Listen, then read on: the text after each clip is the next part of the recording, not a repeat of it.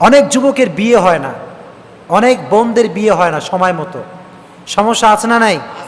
আজকে আমরা এমন কিছু আমল জানব যে সমস্ত আমলের মাধ্যমে দ্রুত বিয়ে করার যে অবস্থান, এটা আমরা হোল্ড করতে পারবো বলেন ইনশাআল্লাহ। যখন কারো বউ থাকে দেখবেন ওর মাইন্ড অনেক ফ্রেশ থাকে। আমাদের বর্তমান সময়ে একটা সমস্যা হচ্ছে বিয়ে। কি সমস্যা বলেন? অনেক যুবকের বিয়ে হয় না, অনেক বোনদের বিয়ে হয় না সময় মতো।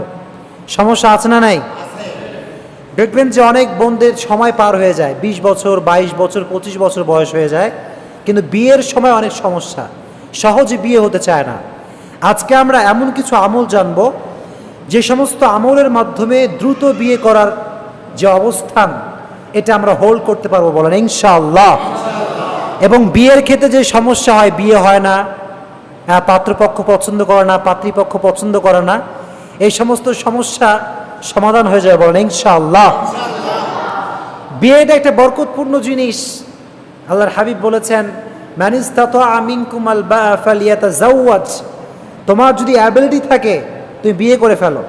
বিয়ে করে লাভ আছে দুইটা। কয়টা লাভ? কন না, কয়টা লাভ? এক নাম্বার হচ্ছে আগাদুলিল বাসর, it's protect your eyes, it's protect your eyes from seen the গায়রে মাহরাম উইমেন। এটা আপনার চোখকে হারাম যে সমস্ত নারী, অর্থাৎ যে নারী দিকে দেখা হারাম, এগুলোর থেকে বিয়ের মাধ্যমে আপনার চোখকে হেফাজত করে একজন, তিনি কে? যখন কারো বউ থাকে দেখবেন ওর মাইন্ড অনেক ফ্রেশ থাকে, অন্য নারীর প্রতি তার চাহিদা অনেকটাই কমে আসে। চিল্লায় কোন ঠিক কিনা? এজন্য বিয়ের এক নম্বর বেনিফিট হচ্ছে এই যে এটা it will protect your eyes from seen the গায়রে মাহরাম উইমেন। এটা আপনার চোখকে হারাম যে সমস্ত বস্তু আছে এটা থেকে বাঁচাই দিয়ে বলেন সুবহানাল্লাহ। দুই নম্বর হচ্ছে ওয়া আহসানুল ফরজ। এটা আপনার প্রাইভেট যে পার্ট আছে, শরীরের প্রাইভেট যে পার্ট, যার মাধ্যমে আপনি গুনাহ করেন, বিয়ে যদি আপনি করতে পারেন আপনার এই প্রাইভেট পার্টগুলোকে গুনাহের থেকে বাঁচাই দিবে একজন। চিল্লায় এখন তিনি কে? এই জন্য বিয়ে করলে লাভ আছে না নাই? জোরে কোন লাভ আছে না নাই? দ্রুত বিয়ে যদি কেউ করতে চায় তাদের জন্য প্রথম যে আমল সেটি হচ্ছে এই, তারা পড়বে বেশি বেশি আস্তাগফিরুল্লাহ। আমার সঙ্গে পড়েন আস্তাগফিরুল্লাহ, আস্তাগফিরুল্লাহাল্লাযী লা ইলাহা ইল্লা হুয়াল হাইয়ুল কাইয়্যুম। এই ইস্তিগফার যে বেশি বেশি পড়বে আল্লাহ তার দ্রুত বিয়ের ব্যবস্থা করে দেবে বলেন সুবহানাল্লাহ। আপনার বিয়ে হয়ে গেছে, আপনার মেয়ের তো সামনে বিয়ে হবে, হবে কি হবে না? আপনার ছেলের বিয়ে হতে পারে, এটা পরামর্শ দিবেন তো ইনশাআল্লাহ?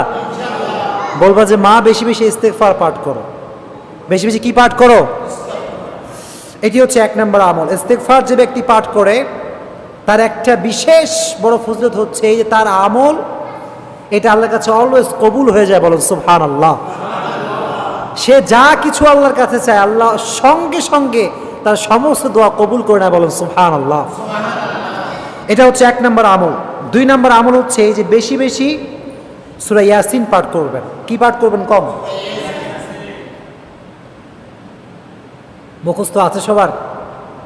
সূরা ইয়াসিন বেশিরভাগ মানুষের মুখস্থ নাই। সূরা ইয়াসিন এমন একটা সূরা, এটা যদি আপনি ফজরের পরে কোন সময় পড়েন, ফজরের পরে যদি আপনি একবার সূরা ইয়াসিন পাঠ করেন আপনার সারা দিন আপনার লাইফে আর কোনো বিপদ আসবে না বলেন সুবহানাল্লাহ। শুধু ফজরের পরে একবার তেলাওয়াত করবেন, সেটা শুনতেও পারেন, তেলাওয়াত করলেও চলে। আমল করতে পারবেন তো ইনশাআল্লাহ? এজন্য দ্রুত বিয়ের ক্ষেত্রে একটি বিশেষ কার্যকারী যে আমল সেটি হচ্ছে এই যে আপনি বেশি বেশি সূরা ইয়াসিন পাঠ করবেন। কি পাঠ করবেন? প্রতিদিন সকালে যখন সূর্য পূর্ব আকাশে লাল হয়ে উঠবে তখন আপনি সূরা ইয়াসিনের যে 7টা মুবিন আছে, কয়টা মুবিন? 7টা মুবিন, আপনি এই 7টা মুবিন তেলাওয়াত করবেন এবং আকাশের দিকে হাত তুলবেন। কোন দিকে? হাত তুলে আল্লাহর কাছে দোয়া করবেন, আল্লাহ আমার বিয়ের সমস্যা, আমার মেয়ের বিয়ের সমস্যা, আমার ছেলের বিয়ের সমস্যা তুমি সমাধান করে দাও। অচিরে আপনার সমস্যা সমাধান করে দেবে একজন, তিনি কে? এটি হচ্ছে 2 নম্বর আমল, যে আমরা বেশি বেশি সূরা ইয়াসিন তেলাওয়াত করব। পারবেন তো ইনশাআল্লাহ? আরেকটি আমল সেটি হচ্ছে এটা হচ্ছে মেয়েদের জন্য স্পেশাল আমল। সেটি হচ্ছে এই মেয়েদের যদি বিয়ের সমস্যা হয় সেক্ষেত্রে মেয়েদেরকে পরামর্শ দিবেন তারা যেন বেশি বেশি সূরা দোহা তেলাওয়াত করে। তবে সেক্ষেত্রে সংখ্যা উলামা একরাম বলেছেন 11 বার। কতবার? 11 বার। কোনো মেয়ে যদি প্রত্যেক দিন সূরা দোহা তেলাওয়াত করে তার লাইফের বিয়ের যে সমস্যা, ম্যারেজ ইস্যু নিয়ে যে প্রবলেম, এই সমস্যার সমাধান করে দিবে একজন, তিনি কে? এজন্য বেশি বেশি সূরা দোহা পড়তে বলবেন তো ইনশাআল্লাহ। জোরে কোন ইনশাআল্লাহ। আরেকটি আমল আছে 4 নম্বর আমল, সেটি হচ্ছে সূরা তাওবার একটি আয়াত আছে, সূরা তাওবার সর্বশেষ আয়াত, ফাইন তাওয়াল্লাউ ফাকুল হাসবিয়াল্লাহ। পড়ুন ফাইন তাওয়াল্লাউ, পড়ুন আমার সঙ্গে, ফাইন তাওয়াল্লাউ ফাকুল হাসবিয়াল্লাহ লা ইলাহা ইল্লাহু আলাইহি তাওয়াক্কালতু ওয়া হুয়া রব্বুল আরশিল আযীম। এই আয়াত যদি কেউ বেশি বেশি তেলাওয়াত করে আর প্রতিদিন নামাজের পরে যদি আয়াত বেশি বেশি কেউ তেলাওয়াত করে তার জীবনে বিয়ে নিয়ে আর কোনো সমস্যা থাকতে পারে। 5 নম্বর আমল, বেশি বেশি সূরা মারিয়াম পড়তে হবে। সূরা মারিয়াম কয় পারায় আছে জানেন আপনারা? 16 পারায় আছে। কয় পারায়? 16 পারার 4 নম্বর পৃষ্ঠায় সূরা মারিয়াম আছে। যে ব্যক্তি বেশি বেশি সূরা মারিয়াম পড়বে তার জীবনে বিয়ের কোনো সমস্যা থাকতে পারে। এই বাচ্চারা চুপ করে বসো, এই যে বাচ্চারা একদম চুপ, স্টপ, বাচ্চারা একদম স্টপ। এটি হচ্ছে 5 নম্বর আমল। 6 নম্বর যে আমল সেটি হচ্ছে এই তাসবিহে ফাতিমি পাঠ করা। তাসবিহে ফাতিমি খুব গুরুত্বপূর্ণ আমল, অনেকে বোঝেই না এটা। 33 বার সুবহানাল্লাহ পড়বেন। 33 বার কি পড়বেন? 33 বার আলহামদুলিল্লাহ পড়বেন। কি পড়বেন? আর 34 বার আল্লাহু আকবার। 34 বার কি পড়বেন? এইটা খুব গুরুত্বপূর্ণ আমল।